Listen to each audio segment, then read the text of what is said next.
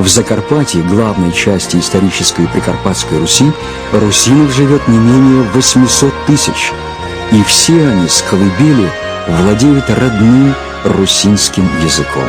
Он понятен каждому славянину, ибо на 80% совпадает с церковнославянским. Но украинская посткоммунистическая элита и правящая бюрократия отказались признать их национальную самобытность, их правовое и историческое наследие. По версии властей, русины есть несозревшие украинцы, а Подкарпатская Русь всего лишь выдумка горстки местных вольнодумцев. Само понятие «Подкарпатская Русь» подверглось чернению и осмеянию. В правительственных кругах Киева появляются зловещие проекты решения проблемы путем ускоренной ассимиляции русинов.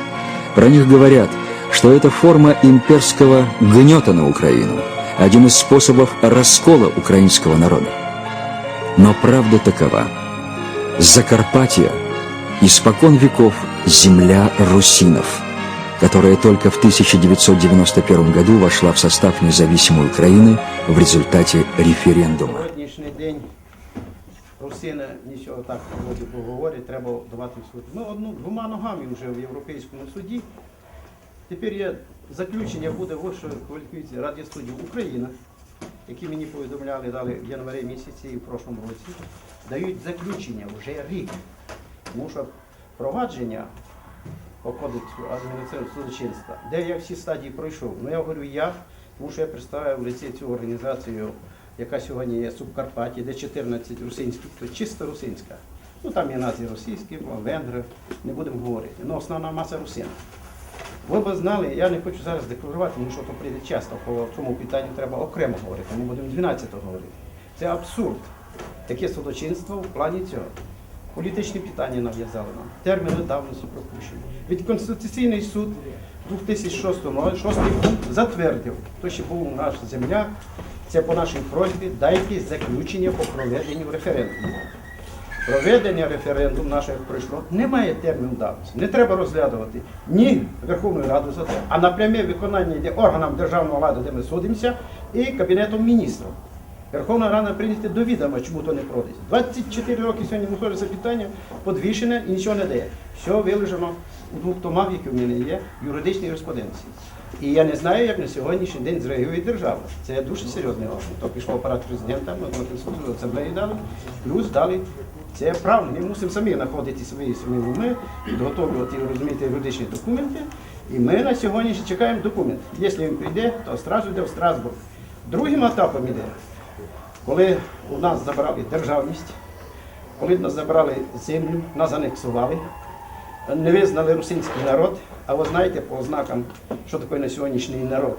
Це народ, який має свою самобутню історію, має свою територію, має свою мову, має звичаї, привички, то є народ, по-європейськи і світовим. Ви знаєте, що на сьогоднішній день Генеральна асамблея, починаючи з 80 років, взяла під опіку корінні народи. Їх на сьогодні насчитується близько 400 мільйонів. Це третя, п'ята частина цілого населення в світі.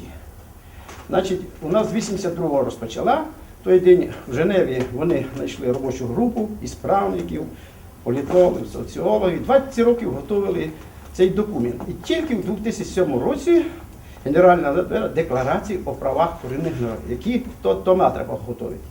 Про що ми говоримо? А Україна сьогодні, я не розумію, як вона хоче йти десь кудись, коли не знає ні історії, ні самобутній, і закон не встановила. Так що ми на 12 червня буде предметом розмови один із напрямків правового урегулювання цих питань і дані рекомендації. Ну не так, щоб ми дали, як Кравчуку. Я у Кравчуку ще раз говорю, йому писати, особливо будемо вимагати. Я написав президенту і Турчину, що ми такій людині не віримо. Йому давно вже дітей бавити, розумієте, він Закарпаттю об'єгорив, не може. Там підтвердив деякі нюанси, що ничего. Нет даже права на элементарное признание своей национальной идентичности.